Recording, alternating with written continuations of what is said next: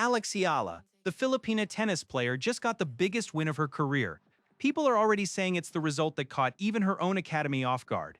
Thursday center court, Wimbledon, she beat the defending champion, Iga Swiatek 7-6, 6-2, and the whole stadium felt it shift in real time. 2 days earlier, she'd already made history, becoming the first Filipino player, man or woman, to reach the third round of a Grand Slam in the Open era. That result alone would headline most careers. Turns out it was just the setup. If you want to know exactly how this happened and why the reaction out of her academy in Spain is the part nobody's talking about enough, keep watching. And if you've been following her before any of this blew up, subscribe because you were early.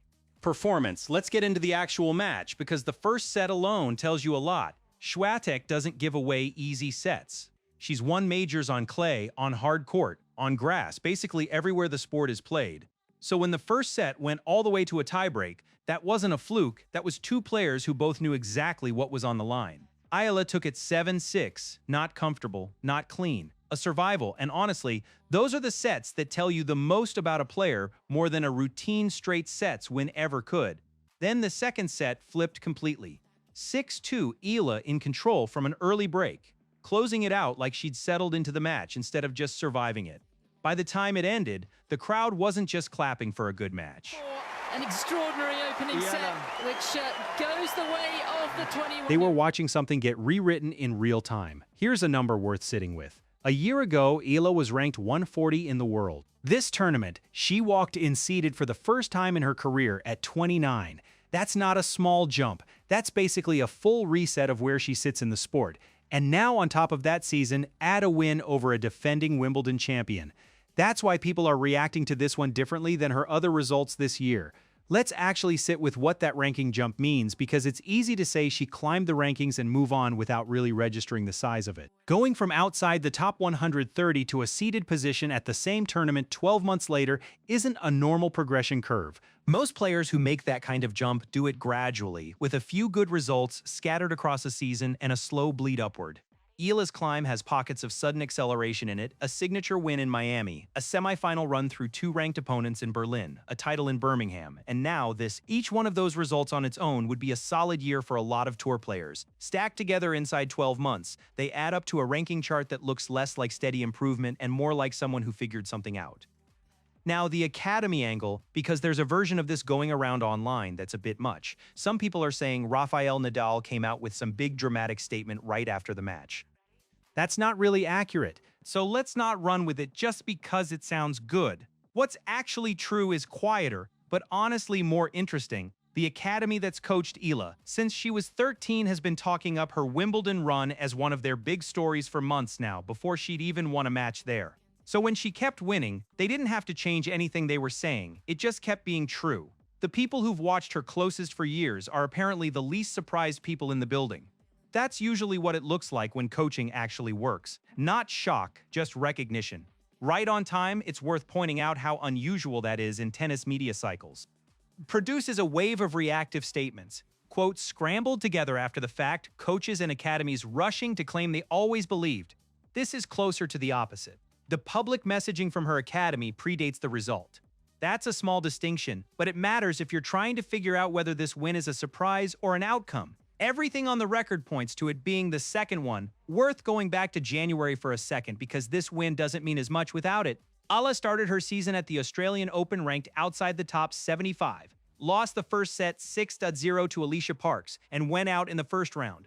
Third time that it happened to her at a major rough way to start a year. The academy posted something short afterward that people remembered, a line about how not every win happens on the court. She took that loss into a long stretch of the season, climbed over 100 spots in the rankings, won her first grass title in Birmingham with a 3-set comeback, and showed up at Wimbledon seeded for the first time ever. The bagel she took in January wasn't something she needed people to forget. It was basically the setup for Thursday. That contrast is honestly the most useful way to understand this entire season.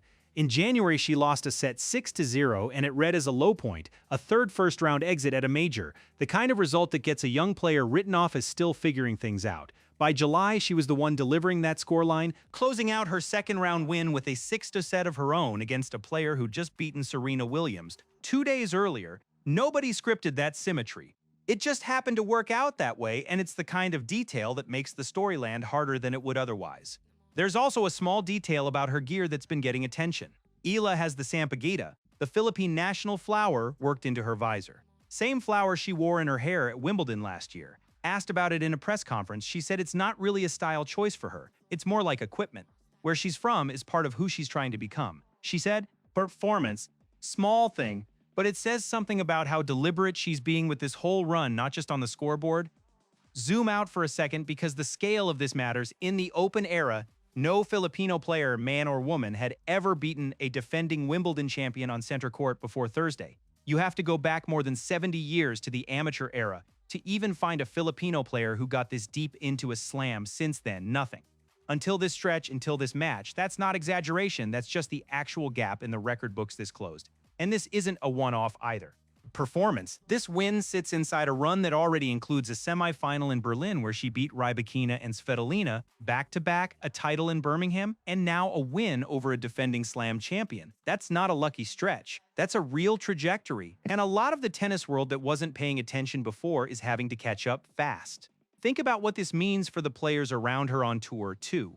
A win over Swiatek isn't the kind of result that gets filed away as an upset and forgotten. It changes how opponents prepare for a matchup, how commentators talk about a draw when her name is in it, how seeding committees think about her at the next major. One result doesn't rewrite a career on its own, but it does change the baseline expectation going forward. Nobody walks into a match against Eala thinking of her as a dangerous floater anymore. She's now a player with a defending slam champion scalp on center court, and that follows her into every draw from here on. What happens next matters just as much. This result puts her further into the second week of Wimbledon than any Filipino player has ever gone, in a draw that still has Sabalenka and Rybakina in it.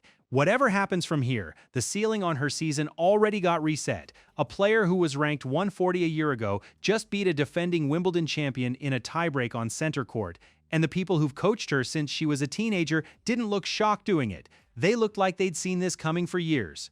There's also the question of what this does for tennis back home. The Philippines has never had a player push this deep into a Grand Slam in the modern era, and results like this tend to create a ripple that goes beyond just one athlete's career. More kids picking up a racket, more attention on a sport that's historically had to compete for space against basketball and boxing for the country's attention, more sponsors willing to bet on the next player who shows even a fraction of this trajectory. None of that shows up in a box score, but it's part of what a result like Thursday's actually sets in motion.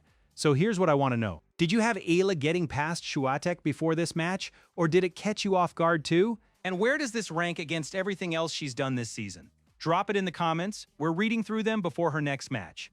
If you've been following this run since before anyone outside tennis circles knew her name, you already know why you're here. Subscribe, hit the bell, and stick around for the rest of this Wimbledon, because whatever round she's in next, we'll be covering it.